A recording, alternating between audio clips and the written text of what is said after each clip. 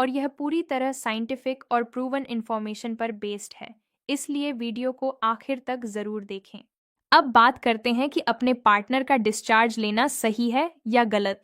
जब आप किसी इंटीमेट एक्टिविटी के दौरान होते हैं और अपने पार्टनर के साथ गहरा लगाव महसूस कर रहे होते हैं, साथ ही बहुत इंटेंस प्लेजर का अनुभव कर रहे होते हैं, तो ऐसे समय पर कई बार पार्टनर का डिस्चार्ज मुंह में चला जाता है या बॉडी के किसी पार्ट पर रह जाता है। ऐसी स्थिति में घबराने या टेंशन लेने की ज़रूरत नहीं होती, क्योंकि यह एक्चुअली बहुत नॉर्मल बात है। आधी दुनिया इसे एंजॉय कर रही है और आधे लोग जानबूझकर इसे लेना भी पसंद करते हैं, इसीलिए इसमें ज्यादा जजमेंट करने की जरूरत नहीं है। अगर यह आपके मुंह में या किसी बॉडी पार्ट पर चला गया है तो इसमें घबराने वाली कोई बात नहीं है। इससे बचना हमेशा पॉसिबल भी नहीं होता।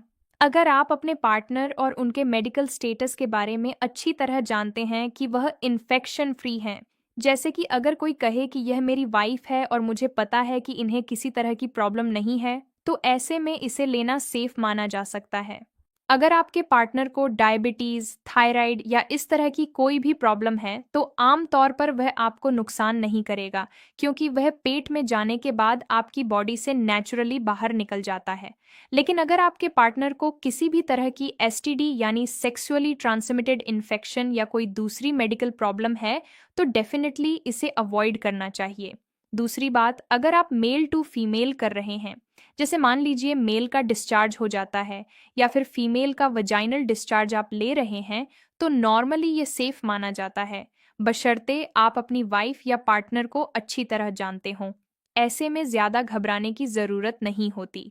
लेकिन अगर आप किसी ऐसे व्यक्ति के साथ इंटीमेट हो रहे हैं जहां आप पे कर रहे हैं, या किसी नई गर्लफ्रेंड के साथ हैं, या फिर बाहर कहीं इस तरह की एक्टिविटी कर रहे हैं, तो उस स्थिति में यह डिस्चार्ज आपके लिए रिस्की हो सकता है। ऐसे मामलों में सेक्सुअली ट्रांसमिटेड इन्फेक्शन जैसे एचआईवी, सिफिलिस, गोनोरिया और कई अन्य इन्फेक्शंस का खतरा बढ़ जाता है। खासकर जब आप इसे स्वेलो कर रहे होते हैं और आपके मुंह में कहीं कट लगा हो या बॉडी के किसी हिस्से पर घाव हो, तो यह सीधे ब्लड में एंटर कर सकता है और फिर आपको गंभीर परेशानी का सामना करना पड़ सकता है। इसी वजह से कंडोम का इस्तेमाल करने की सलाह दी जाती है, खासकर ओरल एक्टिविटी के दौरान प्रोटेक्शन के लिए, क्योंकि यह डिस्चार्ज आपकी बॉडी में इन्फेक्शन को एंटर करा सकता है। ओरल हाइजीन और इंटीमेट हाइजीन एक दूसरे से पूरी तरह जुड़े होते हैं, इसलिए किसी भी इंटीमेट एक्टिविटी से पहले खुद को क्लीन रखना सबसे पहला और ज़रूरी कदम होता है।